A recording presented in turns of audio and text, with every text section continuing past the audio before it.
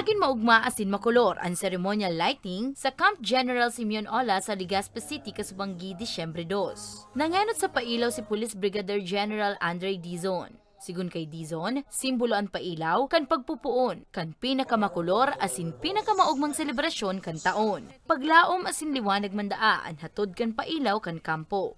Ito po ay nais nating alamin yung mga talento ng ating mga pulis sa paggawa, pag-decorate ng mga Christmas trees natin, mga Christmas lanterns natin dito. So,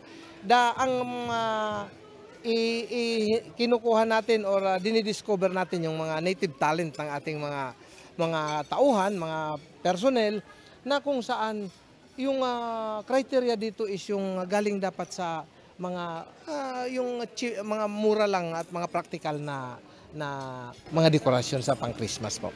Gibo sa recyclable material, siring kan plastic bottles, coconut shells, asin abaka ang lanterns. Nakaiba sa mga pinailawan na dekorasyon sa kampo. Gibo manan mga ini kan man iba-ibang opisina kan PRO 5. Sa mga lanterns naman po, yan ay mga adapted tree ng ating mga division dito sa Region 5. Like meron dyan sa personnel, meron dyan sa operations, intelligence, lahat ng regional staff, may adapted na tree for them to decorate. And part of this, meron tayong contest actually na i-announce natin yung winner December 17 kasi may mga judges tayo coming from the RAC PTD members. So may pre-judging kanina and ngayon yung final judging na gabi para makita natin yung beauty ng mga lanterns dito po sa loob ng Camp Ola. Kasabay kan aktibidad, pigselebrar man sa kampo ang kompleanyo ni Dizon na naumanin food packs sa mga kaakian ang kampo.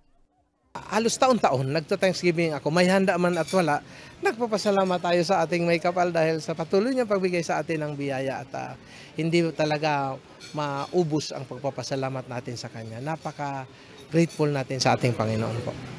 Sa mga gustong mahilingan pailaw, bukas ang kampo po na alas 5 nin hapon hasta alas 10 nin banggi. Yes, this is open to public.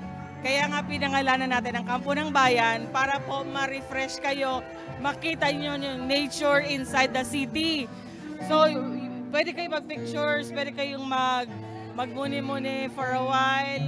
Sino ba ang regaluhan ko ngayong Pasko? Sino yung mga kasama mo dito para makita yung gaganda ng lightings natin dito sa loob ng Camp Ola? Para sa mga baretang Tatak Bicol, Danica Garcia.